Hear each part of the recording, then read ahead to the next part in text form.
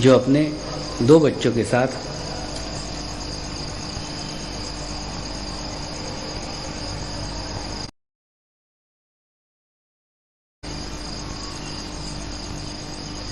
दस मिनट खेलता रहा, 15 मिनट खेलता रहा।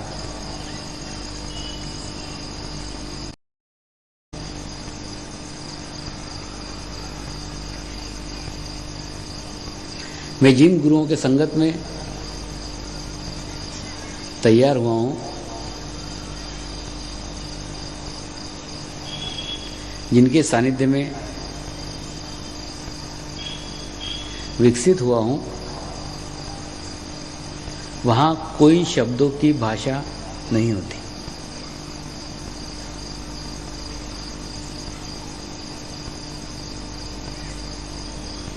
तो अभी नया नया समझ में आया हूं, इसलिए बड़बड़ कर रहा हूं। कुछ दिनों के बाद में फिर वैसा ही मौन हो जाऊंगा।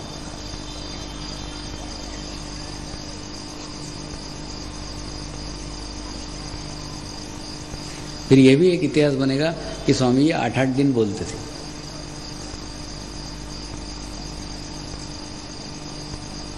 और उस स्थिति में पहुंचने के बाद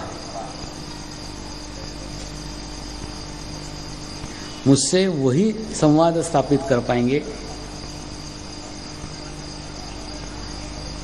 जिन्हें चैतन्य की भाषा आती हो,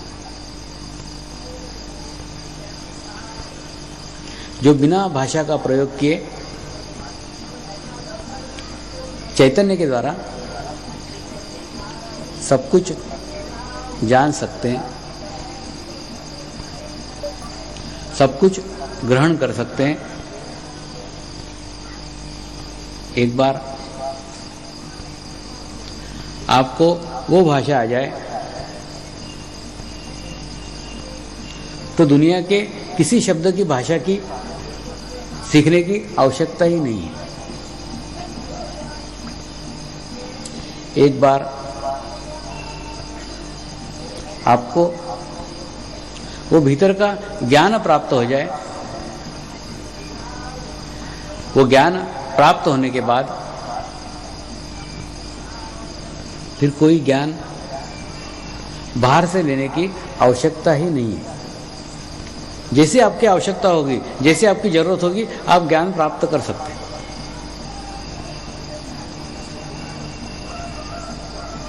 एक बार जापान से एक महिला मुझे मिलने के लिए आई।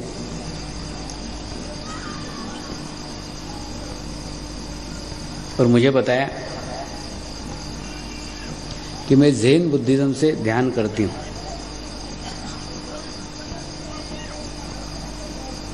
कोई व्यक्ति मेरे को कहता है मैं ध्यान करता हूँ, सबसे पहले मैं उसके लीवर को चेक करता हूँ।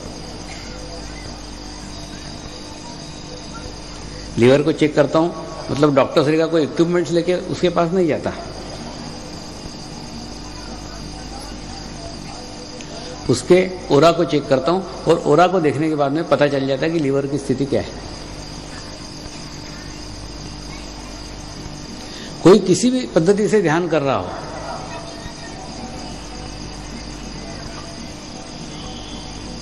अगर ध्यान करता है, सबसे पहले उसका लीवर एकदम ठंडा रहता है, एकदम शांत रहता है, वो व्यक्ति एकदम समाधानी रहता है। मैंने उस महिला को बोला, आप ध्यान करती है लेकिन ध्यान लगता नहीं है। उसके बाद में ज़ेन बुद्धिज्म पे 1 घंटे तक उसको प्रवचन दिया। जो उस ज़ेन बुद्धिज्म के बारे में जो नहीं जानती थी, वो सब कुछ बातें उसको बताई।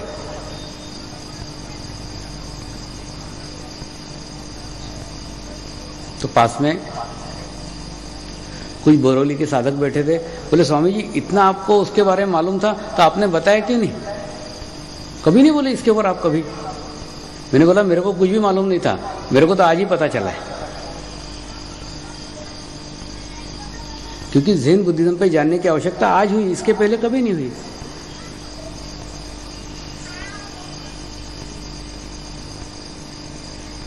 जब वो साधिका सामने आई, उसको माध्यम बना करके मैंने ज़ैन बुद्धिज्म के बारे में जानकारी प्राप्त की।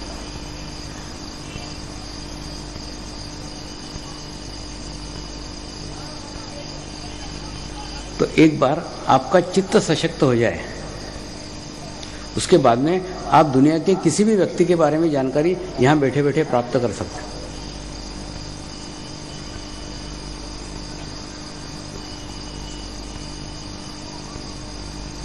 ये क्या प्रकार है? प्रकार ये है कि ध्यान करते करते, मेडिटेशंस करते करते सूक्ष्म शरीर निर्माण हो गए।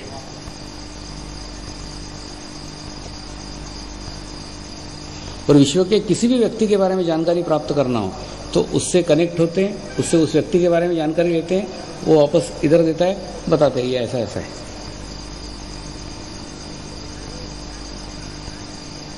जिस प्रकार से सैटेलाइट से आप इधर उधर मैसेज भेजते हो, ठीक यही पद्धति विश्व के किसी भी व्यक्ति के बारे में संपूर्ण जानकारी 1 सेकंड में प्राप्त हो जाती है।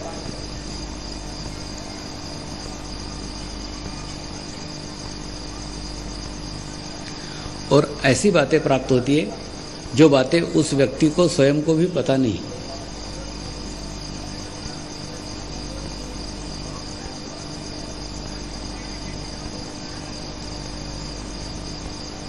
ये ओरा का अध्ययन करके पता चलता है।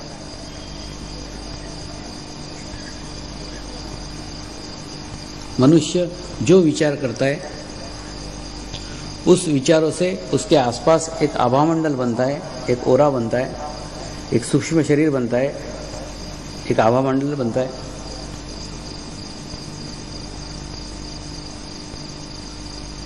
वो आभामंडल बनने के बाद उस व्यक्ति की संपूर्ण जानकारी प्राप्त हो सकती है।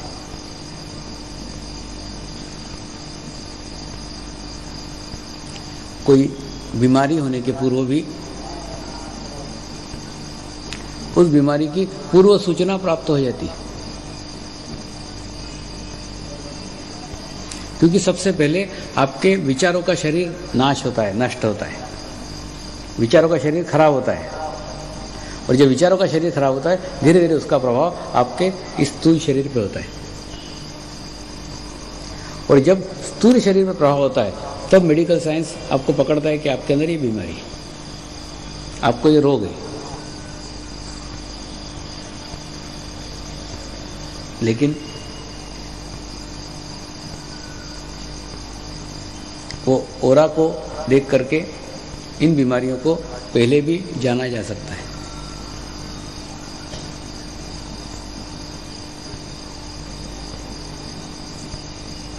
ओरा से प्रत्येक व्यक्ति के विचारों को जाना जा सकता है। लेकिन जो मुझे मिलने के लिए आते हैं उन व्यक्तियों को मैं सिर्फ उतना मार्गदर्शन करता हूं जितना उनके लिए आवश्यक है। उस व्यक्ति के बारे में 100% जानकारी पूर्ण मिल जाती है, लेकिन सिर्फ 10% उसको देता हूं, जितनी उसके लिए आवश्यक है। क्योंकि अगर 100% देने लग जाऊं तो कोई व्यक्ति मेरे आसपास भी नहीं फटकेगा।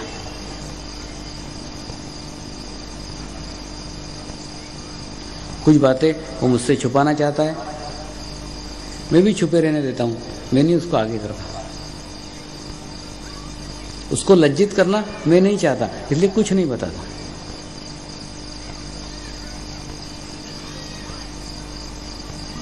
जब आप एक शक्तिशाली ओरा के मालिक बन जाओ,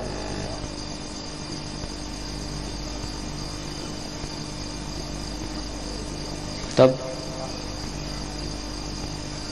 आपके आसपास का आभामंडल, आपके आसपास का ओरा सुंदर ओरा, पवित्र ओरा, शांत ओरा,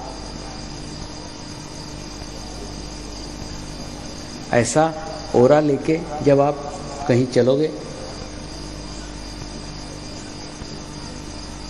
किसी स्थान पे जाओगे, किसी देश में जाओगे, परदेश में जाओगे, ये ओरा का स्थायी प्रभाव आपके साथ साथ चलेगा।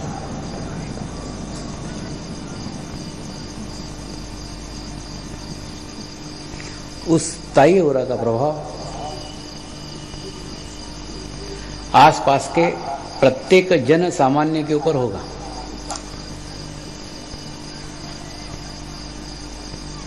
प्रत्येक स्थान के ऊपर होगा।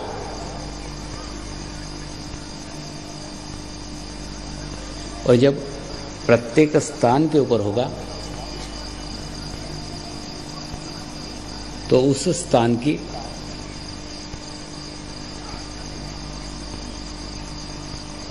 गुरु शक्तियां आपको आशीर्वादित करेगी। उस स्थान की गुरु शक्तियां आपकी सहायता करेगी।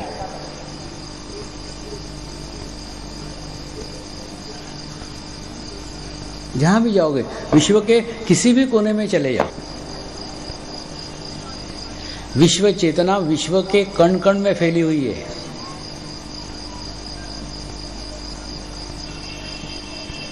और ये विश्व चेतना के कण पुंज के रूप में पूरे विश्व में फैले हुए हैं, प्रत्येक जगह में हैं।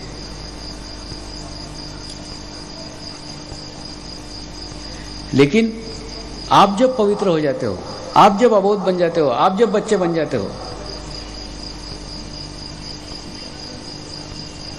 आपकी लेने की क्षमता जब वृद्धिगत हो जाती है, बढ़ जाती है,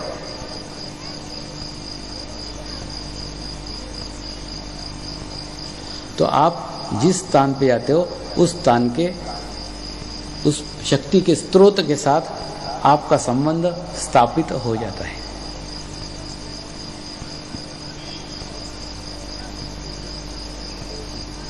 आपको मेरे इस तरीके से अगर ये बात समझ में नहीं आ रही हो तो आपको समझ में आए इस तरीके से समझाने की कोशिश करता हूं। आप कल्पना कीजिए कि एक नवसारी के लोकल कंपनी का ट्रांजिस्टर आपके पास में है।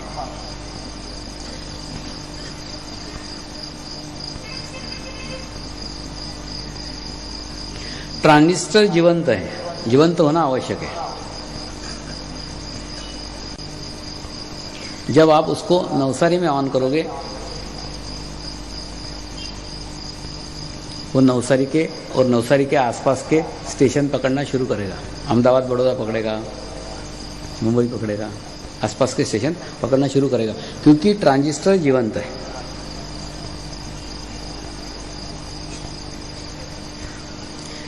यही नवसारी का लोकल कंपनी का ट्रांजिस्टर आप ऑस्ट्रेलिया ले जाओ,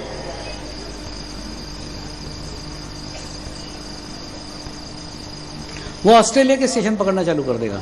सिडनी पकड़ेगा, ब्रिस्बेन पकड़ेगा, सनशाइन कोस्ट पकड़ेगा, जो लोकल स्टेशन है वो वहां के पकड़ेगा, क्योंकि ये ट्रांजिस्टर जीवंत है। इसी नवसारी के ट्रांजिस्टर को आप यूके ले जाओ। जैसे ही यूके में ऑन करोगे, लेस्टर पकड़ेगा, लंदन पकड़ेगा, वेल्स पकड़ेगा, कार्डिफ पकड़ेगा, वहां के तुरंत लोकल स्टेशन पकड़ना शुरू कर देगा। इसी ट्रांजिस्टर को कनाडा ले जाओगे, कनाडा के लोकल स्टेशन पकड़ेगा।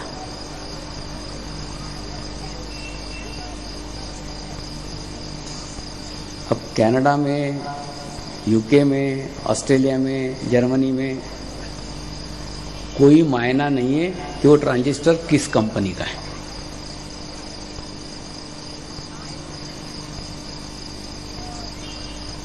वो भले ही नवसारी की लोकल कंपनी है, लोकल कंपनी का ट्रांजिस्टर है, लेकिन दुनिया के जिस जगह जाएगा उस जगह के स्टेशन अवश्य पकड़ेगा, क्योंकि ट्रांजिस्टर जीवंत है।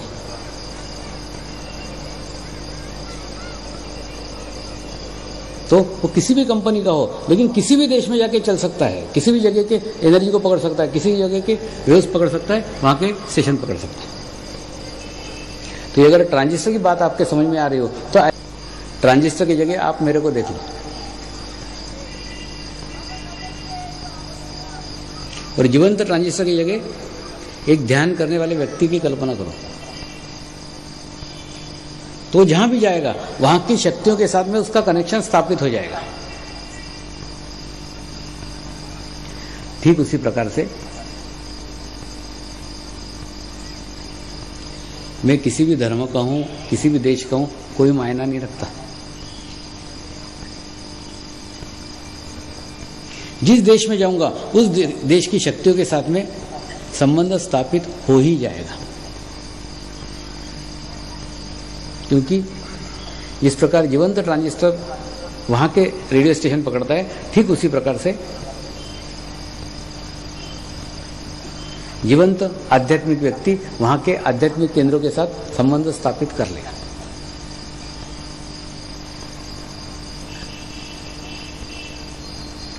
कुछ शक्ति के बल है, कुछ शक्ति के स्रोत एक निश्चित जगह में ही स्थित होते हैं।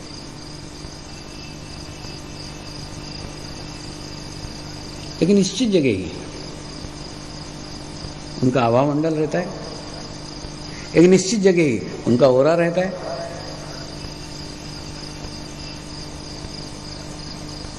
वो उसके बाहर नहीं जाते।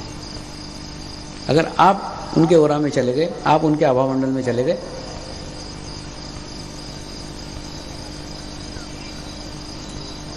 तो आप पे कृपा करना शुरू कर देते, आपको माध्यम बनाना शुरू कर देते, आपको मीडिया बनाना शुरू कर देते।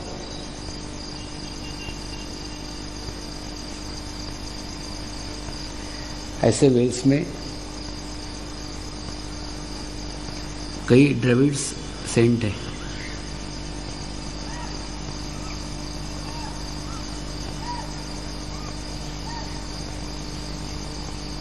बहुत पुराने संत हैं, ईसा के भी पूर्व के संत हैं। उनकी शक्तियां, उनके तेजोलय आज भी वहां विद्यमान है। लेकिन इन सबके लिए हमें सुपात्र होने की आवश्यकता है। उसके लिए हमें शुद्ध होने की आवश्यकता है,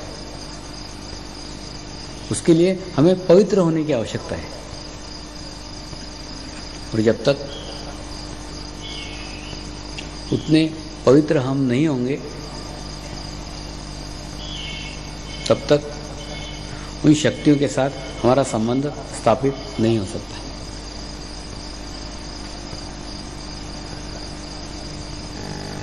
इसलिए आवश्यक है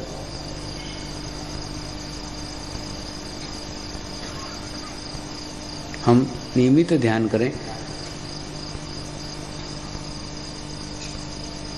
और नियमित ध्यान के लिए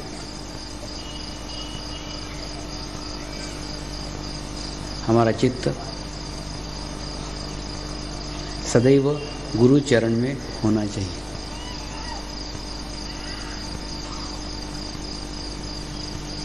मैंने मेरे गुरु को परमात्मा माना। परमात्मा मानना आत्मा की एक स्थिति है। हम जान रहे हैं वो परमात्मा नहीं है, वो भगवान नहीं है, लेकिन मान रहे हैं। इसलिए मान रहे हैं क्योंकि मन को वहां पे केंद्रित किया जा सके।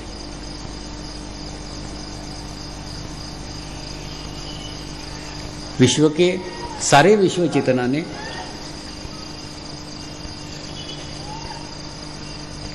मेरे भीतर की विश्व चेतना को मिलने के लिए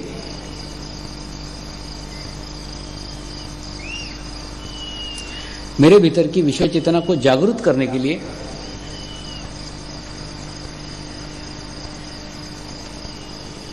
जिस शरीर के माध्यम को चुना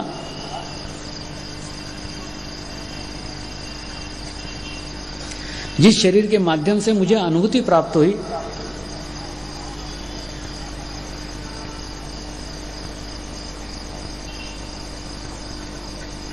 वो शरीर ही मेरे लिए विश्व चेतना का माध्यम बन गए।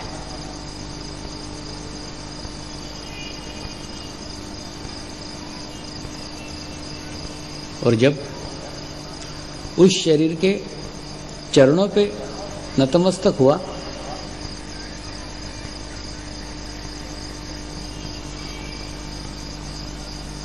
तो सारी विश्व का ज्ञान, सारी विश्व की चेतना शक्ति उसी गुरु चरण से मुझे प्राप्त हुई है।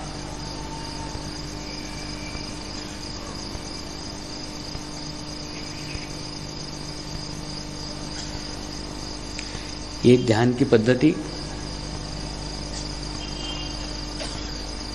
अब्रामा, अमलसाड़, गंडेवी, विलीमुरा,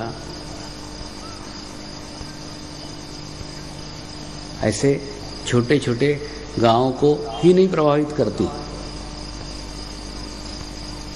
लंदन के थियोसॉफिकल सोसाइटी के हॉल को भी प्रभावित करती।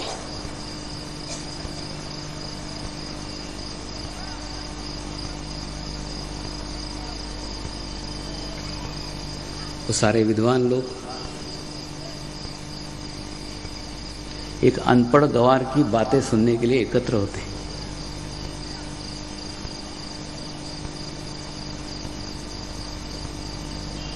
मैं उनको कहता हूं,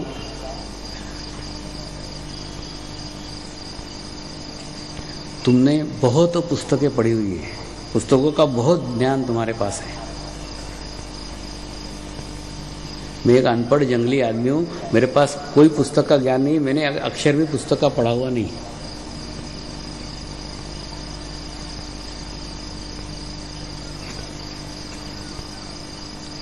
लेकिन आप मेरी बात सुनने के लिए आज मेरे पास आए हैं। तो अगर आप अपेक्षा करके आए हैं कि आपको आपके ज्ञान से अधिक मैं कुछ दूंगा,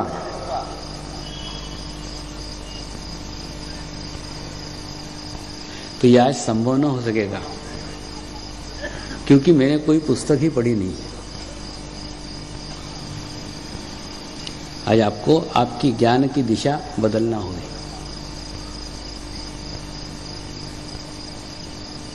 मैंने 80,000 जीवंत साधकों की पुस्तकों को पढ़ा है। प्रत्येक साधक मेरे लिए जीवंत पुस्तक है, प्रत्येक साधक मेरे लिए एक नया अनुभव है। ऐसा अनुभूति का ज्ञान प्राप्त करना चाहते हो तो कृपया पुस्तकों का ज्ञान छोड़ करके सुनने के लिए बैठो। वो निर्जीव ज्ञान है और ये सजीव ज्ञान है, दोनों में बहुत अंतर है।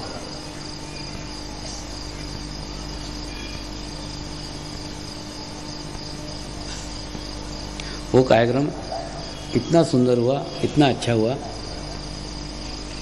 कि उन्होंने अपने दुनिया भर के सारे सेंटरों को कहा है कि स्वामी जी का कार्यक्रम आयोजित करो, स्वामी का कार्यक्रम आयोजित करो।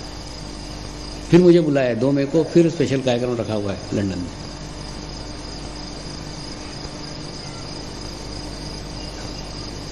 तो कौन सी ऐसी चीज है जो एक जंगली व्यक्ति एक विद्वान व्यक्तियों को प्रभावित कर सकता है?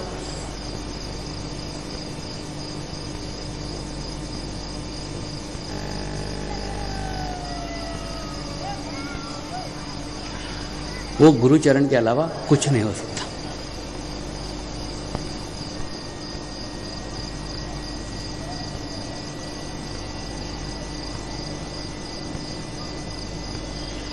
जब ये लोग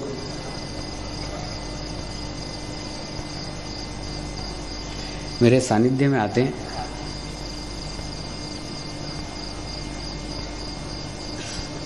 तो जो कहता हूं सब करते हैं। सर के बल खड़े होने को बोलूंगा, सर के बल खड़े हो जाएंगे।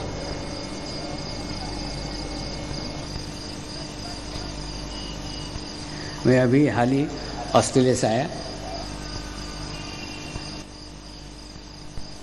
जिस घर से विदा होने वाला रहता था, उस दिन उस घर के मेंबर एकदम मौन रहते थे, एकदम शांत रहते थे।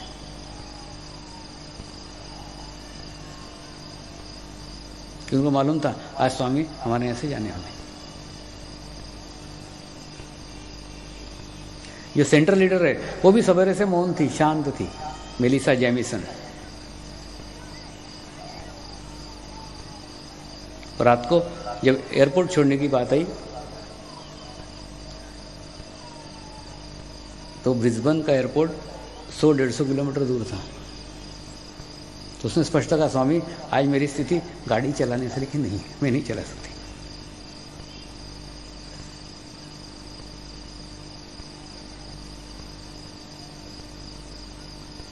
जिस व्यक्ति को 20 दिन पूर्व जानते भी नहीं थे,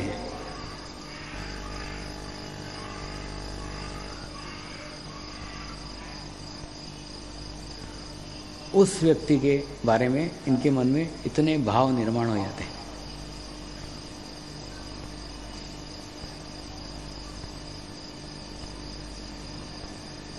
मेरे को भी बहुत भीतर जाके कार्य करना पड़ता है, मुझे भी दुख होता है, काय को इतने भीतर गया, अच्छी भली थी, 20 दिन में उसको दुखी कर दिया।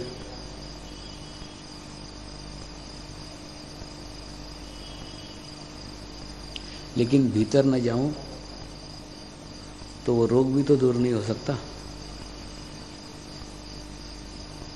वो दोष भी तो दूर नहीं हो सकते, वो कचरा भी तो नहीं निकल सकता। तो अंदर तक सफाई करना ही पड़ती है, तब जाके आत्मा तक पहुंचता हूं। आत्मा के ऊपर के सब आवरण टूट जाते हैं,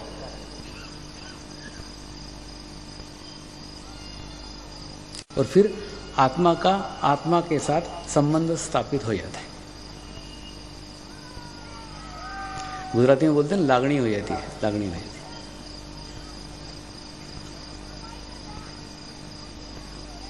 बीच में कुछ नहीं रहता, एक आत्मा का दूसरे आत्मा के साथ संबंध स्थापित हो जाता है।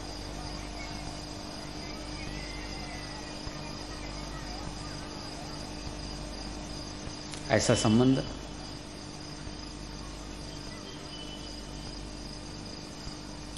भीतर की वो सफाई करता है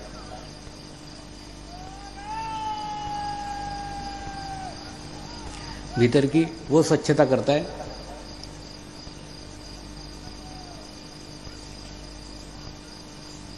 भीतर वो प्रतिस्थापित पवित्रता करता है।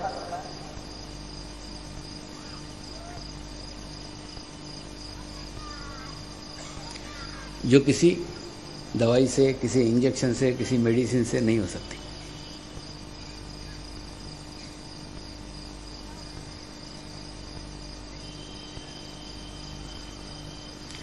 मेडिकल साइंस की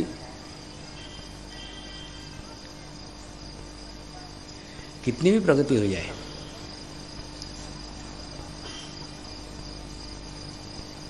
लेकिन अभी तक डॉक्टरों ने वो गोली या इंजेक्शन नहीं बनाए जो एक गोली खाने के बाद या एक इंजेक्शन लेने के बाद आपको दिन भर विचार न आए।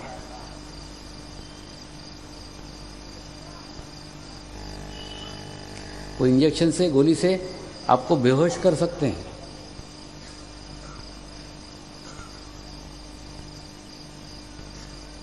आपको नींद ला सकते हैं, लेकिन निर्विचार नहीं कर सकते। इसलिए जब तक निर्विचारिता का इंजेक्शन नहीं बनता, निर्विचारिता की टैबलेट नहीं बनती, निर्विचारिता की दवाई नहीं बनती, तब तक निर्विचारिता के लिए ध्यान के अलावा कोई रास्ता ही दुनिया में नहीं है।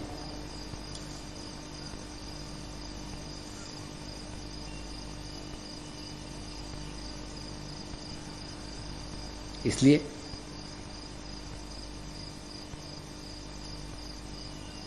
निर्विचारता की स्थिति प्राप्त करने के लिए पूरे विश्व में ध्यान ही एक मार्ग है।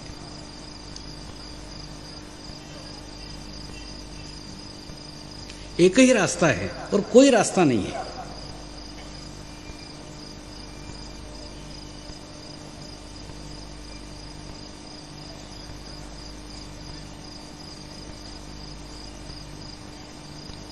इस मार्ग पे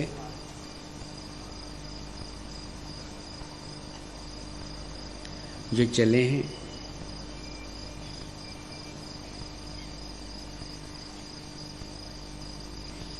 उनसे उनके अनुभव पूछो।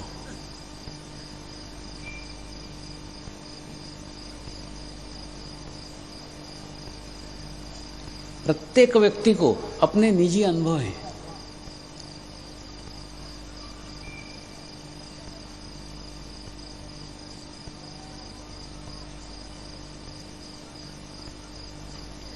कई साधक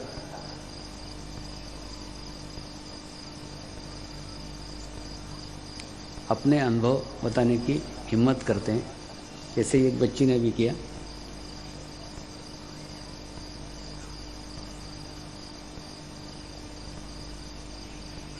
लेकिन ये नगण्य है। अपने अनुभव अपने तक ही सीमित रखते हैं।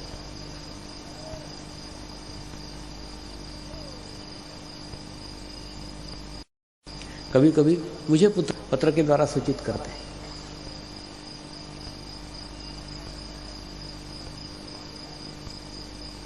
लेकिन लोगों को बताने की हिम्मत नहीं करते।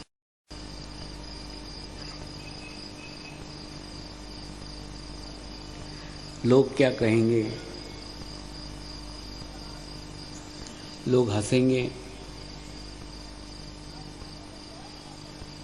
ऐसा सोच करके भी नहीं बताते।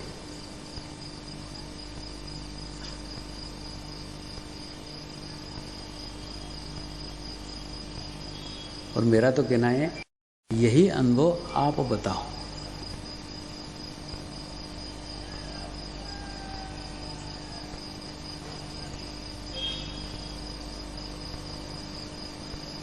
मैंने मेरे जीवन के सब अनुभव ही 8 दिन आपको बताए हैं। आपको अच्छे लगे हो, आपको बुरे लगे हो, आपने उसको माना हो, आपने न माना हो, लेकिन मैंने प्रामाणिकता के साथ बताए। और सत्य बताते समय सत्य के वाइब्रेशंस आपने महसूस किए। जब आदमी सत्य बोलता है ना, सत्य की शक्ति उसके पीछे रहती है, एनर्जी रहती है, वाइब्रेशंस रहते हैं। एक एक शब्द में वाइब्रेशंस का फ्लो रहता है।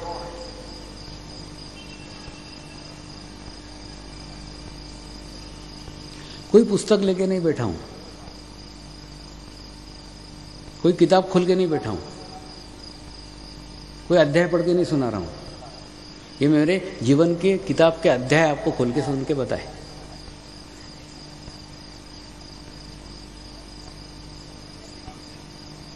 जो जीवन में अनुभव आए वो बताए।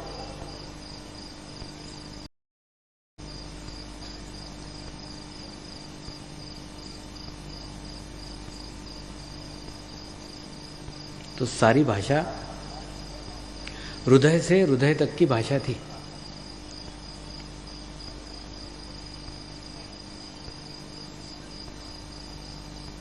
जो ऊपर से आता था, गुरुदेव प्रेरणा देते थे, वो बताता था। स्वादिष्टान से कोई पुस्तक को याद करने की आवश्यकता नहीं थी। कोई निर्जीव बीच में आया ही नहीं।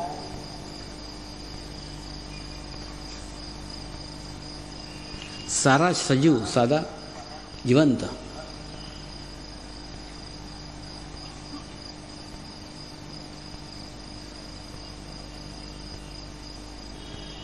अनेकों पुस्तकें पढ़ने के बाद भी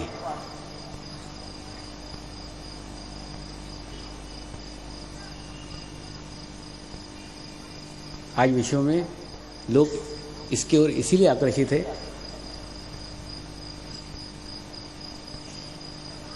क्योंकि ये सजीव है।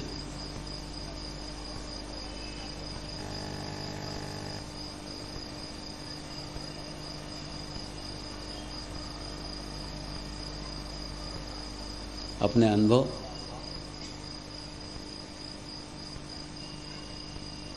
अपने एक्सपीरियंस, यही मेरा मार्गदर्शन आगे करते रहते हैं।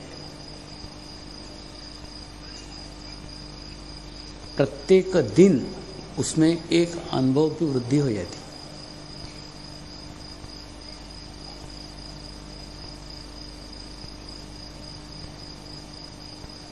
रोज नए नए अनुभव उसमें जुड़ते जाते हैं।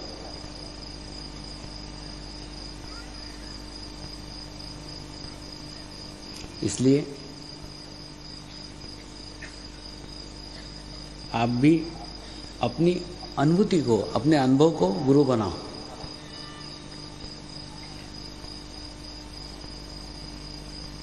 फिर क्या अच्छा है, क्या बुरा है, इसका सब ज्ञान आपको आपके भीतर से ही होना शुरू हो जाएगा।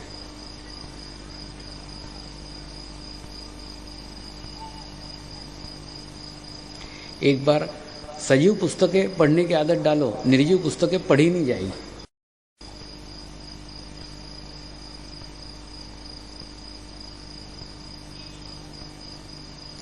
कई बार मेरे को कई साधक बहुत बड़ी बड़ी पुस्तकें भेंट करते हैं।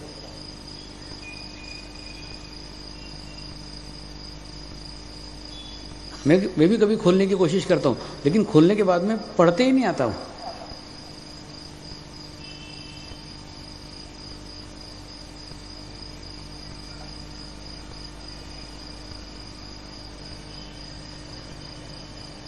एक बार सजीव ज्ञान का आनंद लेके देखो, निर्जीव ज्ञान वैसे ही समाप्त हो जाएगा।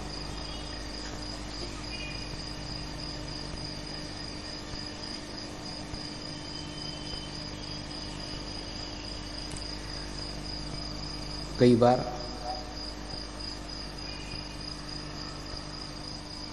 नौकरी करने वाली बहनें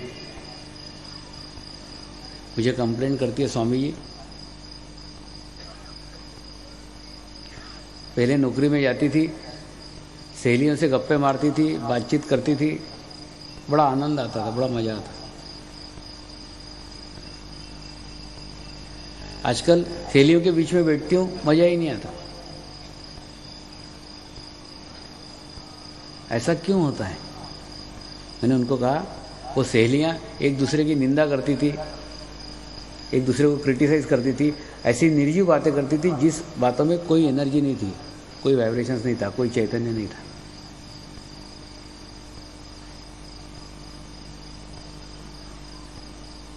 अब तुझे चैतन्य का ज्ञान हो गया है,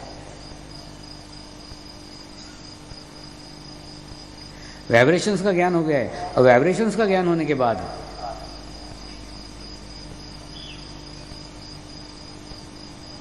वो निर्जीव बातों से तेरा रस समाप्त हो गया।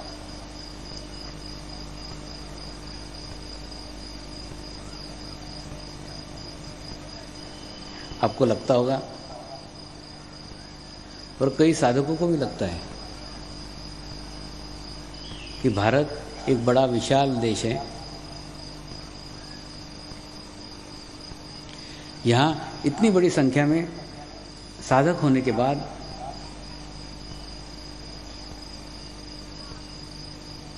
आप छोटे छोटे शिविर लेने के लिए अलग अलग देशों में क्यों जाते हैं?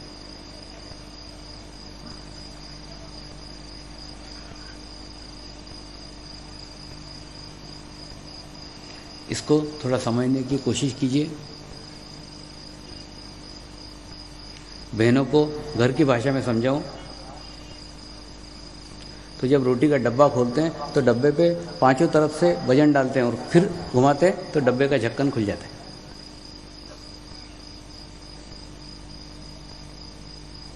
लेकिन वो रोटी के डब्बे पे एक जगह तुम कितना भी प्रेशर दो, डब्बा नहीं खुल सकता। आपको पांचों उंगलियां रख के पांचों जगह प्रेशर देना पड़ेगा, तब जाके वो डब्बे का ढक्कन खुलेगा।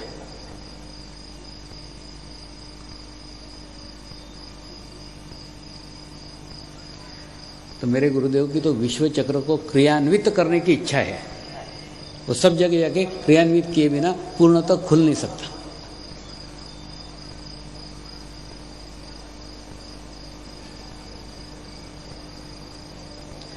संख्या का उसमें कोई मायना नहीं है।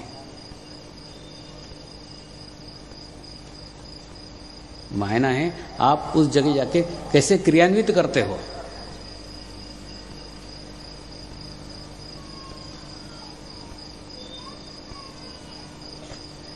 विश्व चेतना का आदान प्रदान हो रहा है।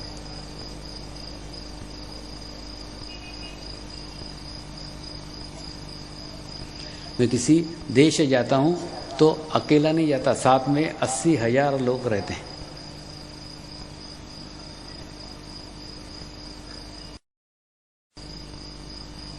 लेकिन उस जगह की चेतना से वही लोग जुड़े रहते हैं जो मुझसे कनेक्टेड रहते हैं, मुझसे संबंधित रहते हैं।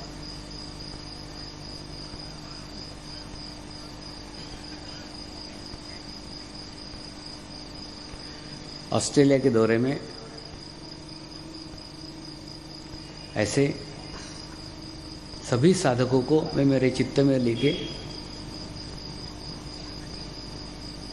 रोज समुद्र स्नान करता था।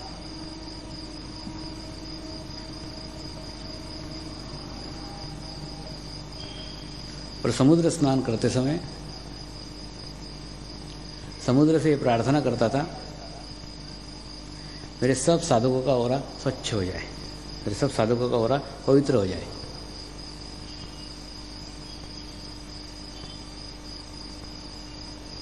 मैं तो सबको एक जैसा व्यवहार करता था, सबके लिए प्रार्थना करता था, सबके लिए प्रेयर करता था।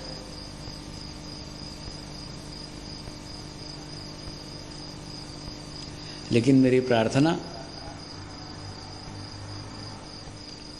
उन्हीं साधकों के लिए फलीभूत होती थी जो उस समय मुझसे कनेक्टेड रहते थे।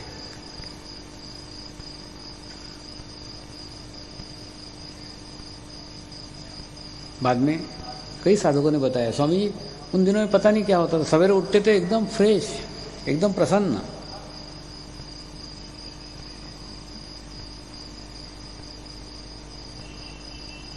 इसलिए होता था क्योंकि उनको चित्त में लेके मैं वहां समुद्र स्नान करता था।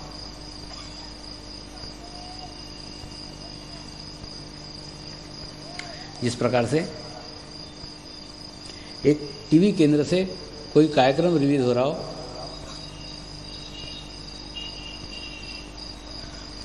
तो घर के उसी टीवी में वो देख सकता है जो टीवी ऑन हो।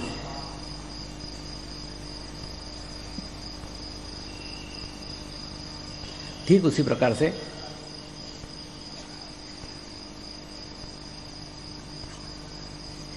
मैं जब ध्यान साधना करता हूं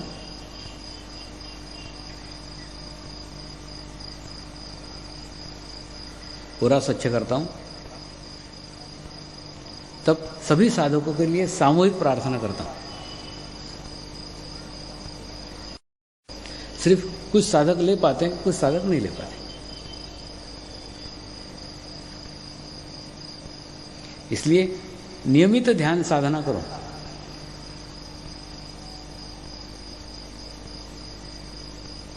तो जैसी प्रगति होते हुए आपको पंथ की दिख रही है,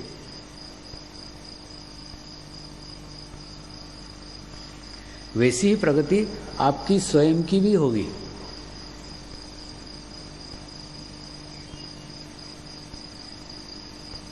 हर साल थर्मामीटर लगा के देखो, पंथ की इतनी प्रगति हुई, मेरी हुई कि नहीं हुई इसके साथ में? नहीं हुई मतलब मैं ठीक से जुड़ा नहीं हूं।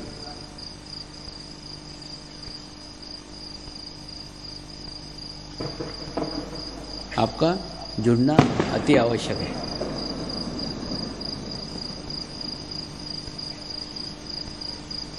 और हम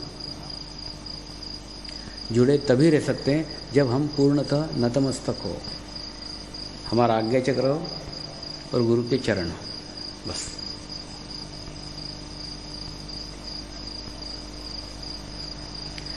आज का चक्र सहस्त्रार चक्र है।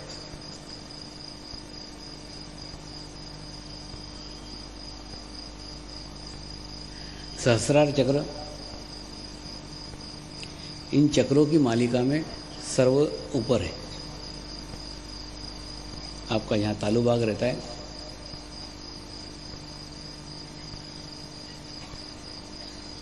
वहाँ पे सहस्त्रार चक्र है, और वहाँ पहुँचने के बाद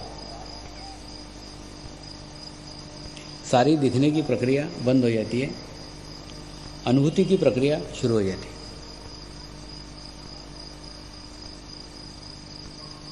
इसीलिए संत कबीर ने कहा है, शून्य शिखर पे अनहत बाजे। जब आपके कुंडलिनी का अनहत का नाद आपके सहस्त्रार पे आपको सुनाई आने लगे,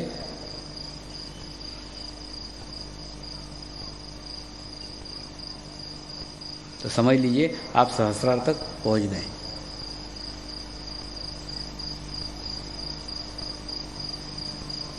और सतत कम से कम 3 साल अगर आप ध्यान साधना करते हैं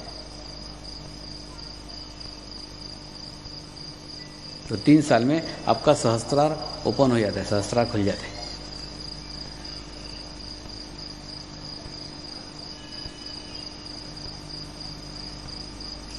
और सहस्त्रार खुलने के बाद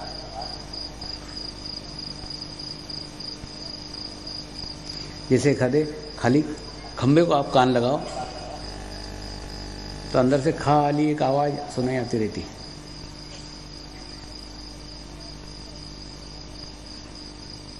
ऐसी आवाज ही आपके भीतर से गूंजना शुरू हो जाती है।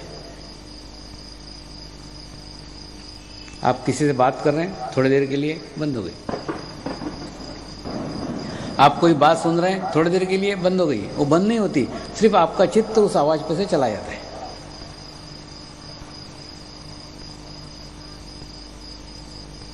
बाकी पूरे समय उसका नाद आपको अंदर से सुनाई आता है, उसको ब्रह्म नाद कहते हैं।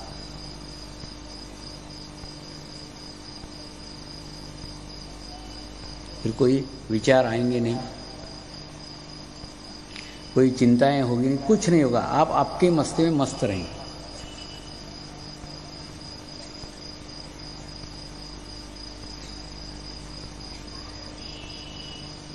लेकिन ऐसी स्थिति प्राप्त होने के लिए नियमित ध्यान साधना की आवश्यकता है।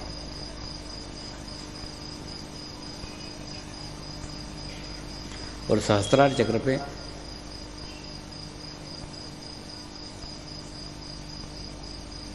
बिना जीवंत गुरु के पहुंच ही नहीं सकते। आप बोलोगे बार बार जीवंत गुरु क्यों करते रहते हैं?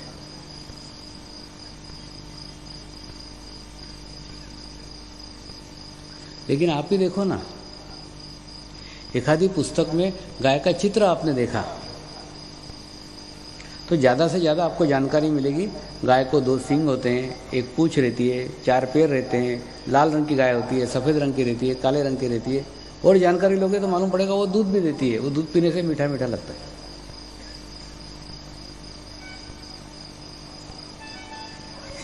लेकिन ये पुस्तक की गाय का चित्र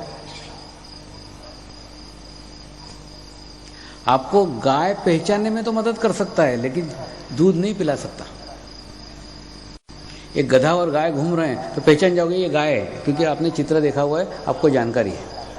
गधा कौन सा है, गाय कौन सी है, घोड़ा कौन सा है, गाय कौन सी है, पहचान जाओगे।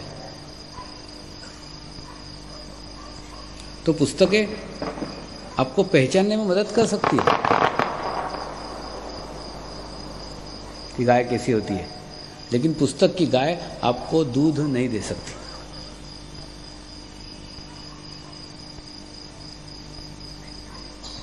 अगर आपकी इच्छा है सिर्फ जानकारी तक है तब तो ठीक है, जानकारी ले ली काफी हो गया। लेकिन अगर आपकी इच्छा दूध पीने की है तो पुस्तक की गाय से काम न चलेगा, चित्र की गाय से काम न चलेगा। आपको उसके लिए जीवंत गाय तक पहुंचना ही होगा।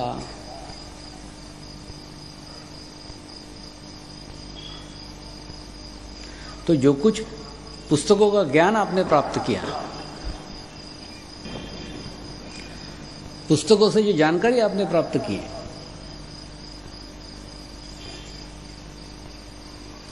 उसी में अगर आप तृप्त हो गए होते तो आज यहां नहीं आते।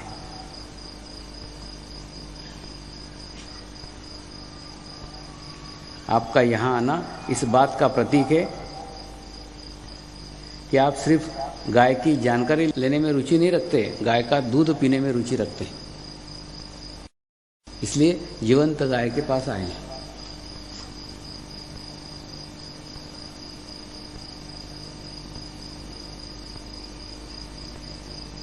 इसीलिए अनुभूति प्राप्त करने के लिए जीवंत गुरु की आवश्यकता है।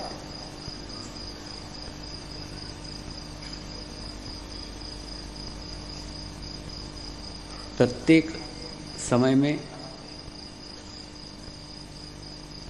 जीवंत गुरु विद्यमान होते ही हैं। उनके चोले अलग अलग हो,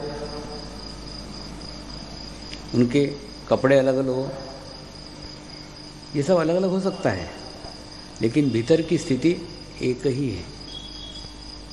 एक ही शुद्ध इच्छा लेके वो आते हैं आपके जीवन में कि आपकी आत्मोन्नति हो जाए।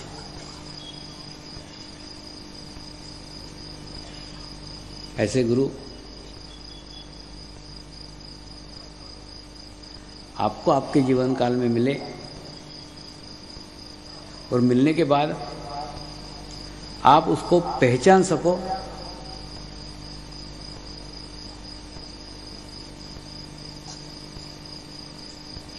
इससे बड़ी कोई घटना नहीं हो सकती। पहचानना आवश्यक है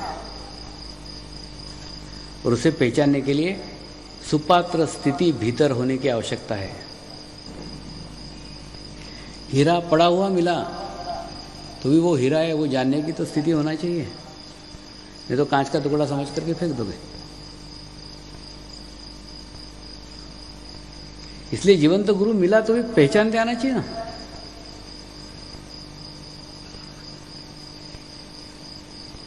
जीवंत के गुरु की पहचान देह से नहीं आत्मा से होती है।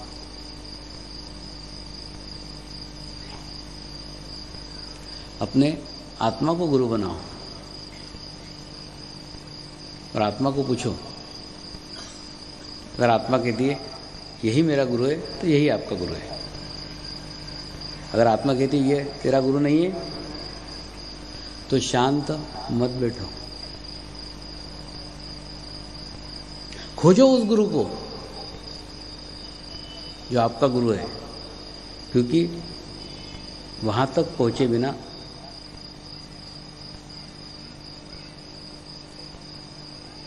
दूध पीने को नहीं मिलेगा।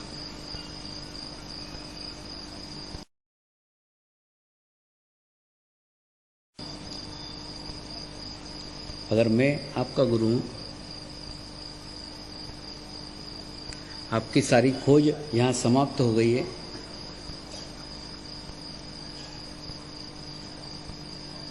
तो दूध पीना शुरू करो। और अगर खोज समाप्त न हुई हो तो आज से उस गुरु की खोज में चले जाओ जो गुरु की खोज आपकी आत्मा करना चाहती है। अगर मैं आपका माध्यम हूं तो मेरे माध्यम से आपको मिलेगा, मैं आपका माध्यम नहीं हूं तो आपको मेरे माध्यम से नहीं मिलेगा।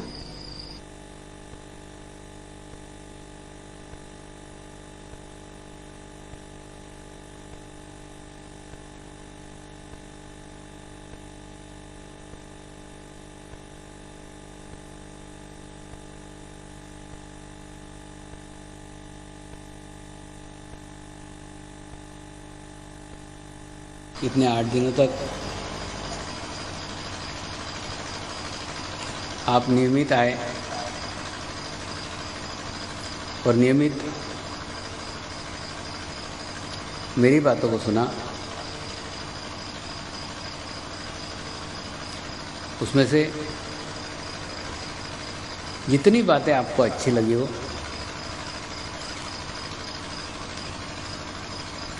उतनी ग्रहण कीजिए,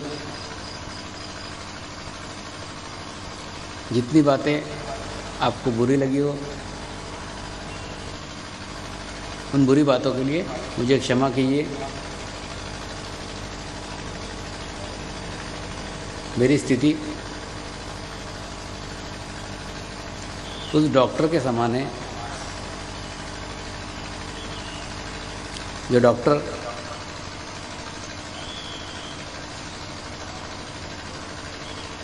ऑपरेशन करते समय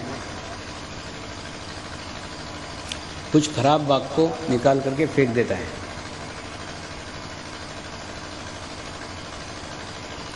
डॉक्टर की तरफ देखने का हमारा नज़रिया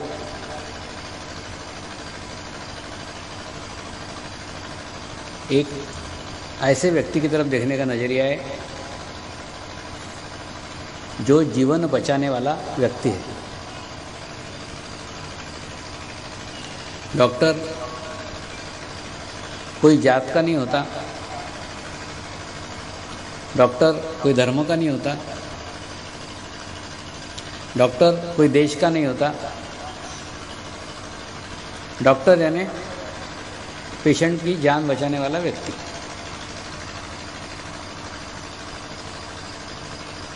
ठीक उसी प्रकार से सद्गुरु यानी दूसरे को आत्म जागृति करने वाला व्यक्ति।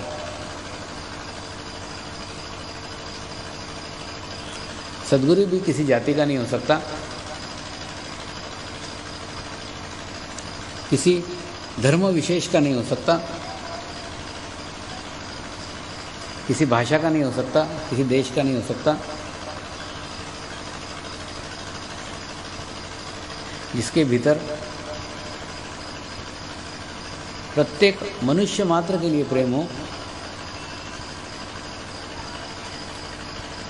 और प्रत्येक मनुष्य मात्र की संवेद, ऐसा ही व्यक्ति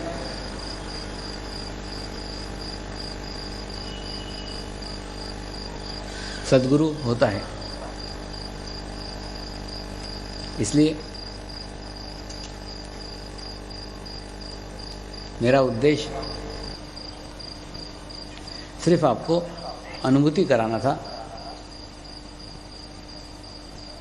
इसलिए इन 8 दिनों के अंदर मैंने जाने अनजाने में कुछ गलत कहा हो, कुछ कड़े शब्दों का इस्तेमाल किया हो,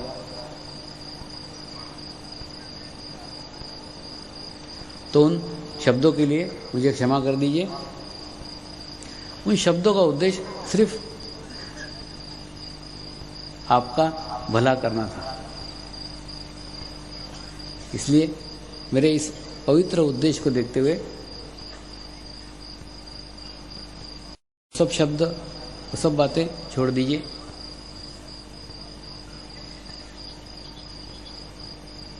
और इस नश्वर शरीर के सानिध्य में आप 8 दिन रहे। ये भी भूल जाइए आपका चित्त गुरु शक्ति पे होना चाहिए।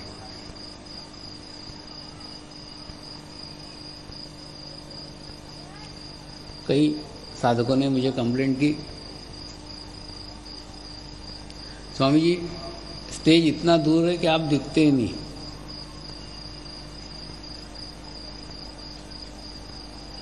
मैंने कहा अच्छी बात है ना, जो दिखना नहीं चाहिए वो नहीं दिख रहा है।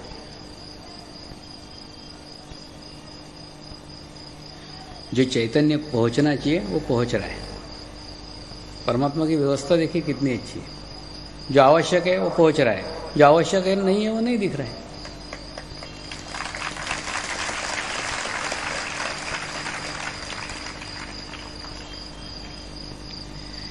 इस माटी के पुतले को देख के क्या करोगे?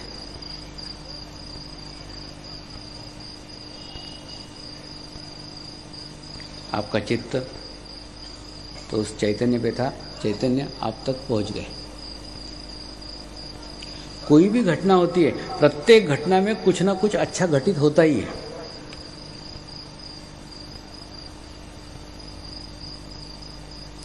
अभी थोड़ी देर के लिए लाइट गई थी,